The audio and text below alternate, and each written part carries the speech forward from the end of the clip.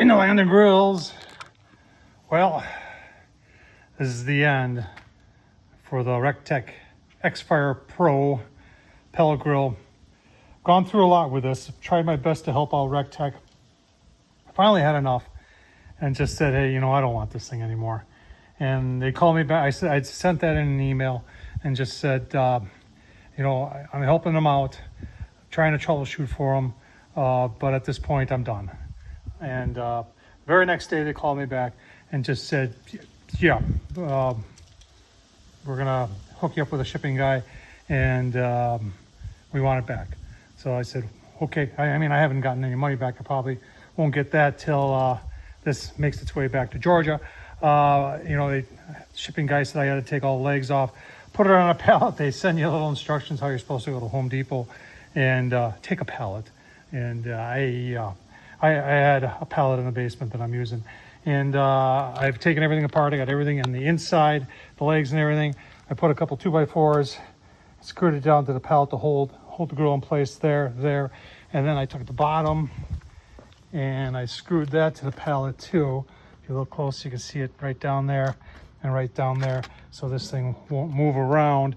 And then I'm just going to, I'm going to wrap it with some shipping plastic. I'll show you the end there. But I tell you, let's talk about what got to this point. So here's the Bullseye Deluxe that I have. I actually have one in Florida too. So I have two of them. And it was my son who said, you know, coming out with this, he said, you should get that grill. And I was thinking about it. I said, well, you know, if anybody can do high heat on a pellet grill, it's our friends from Recteq. So, you know, $1,550 I spent on that grill. And first couple times it started flawlessly. And then I started having issues. And I didn't tell you at first because I thought it was just a fluke where one burn pot would start and the other one wouldn't. And then it became more consistent. A lot of you people have mentioned that their igniters maybe can handle the high heat. I don't know that. They use a ceramic igniter. I'm sure they've done a lot of testing on them. After a while back and forth with Recteq, they finally called me one day and they must have watched the video and said, hey, we see you using an extension cord. What gauge is it? And I said, well, I think it's a 16 gauge. And he said, well, there's a problem. You can't use a 16 gauge extension cord. You got to be using at least a 12 or a 10. So the lower the number you go in gauges, the thicker the wire is.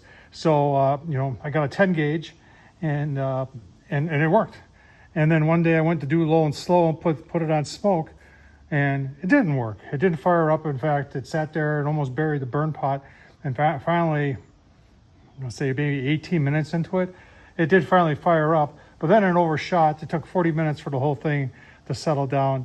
And I just, in my mind, I'm just saying to myself, that's not what I paid $1,550 for. And I'm thinking the majority of you would be thinking of the same thing. So let's get it all wrapped up, show you that, and then bye-bye.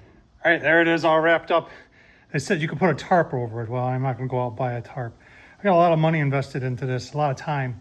It was another 2 hours today just disassembling it, getting it on a pallet, making sure it's not gonna fall off, getting everything out of there, secured inside the grill, and then get it wrapped up so we can make it back to Georgia.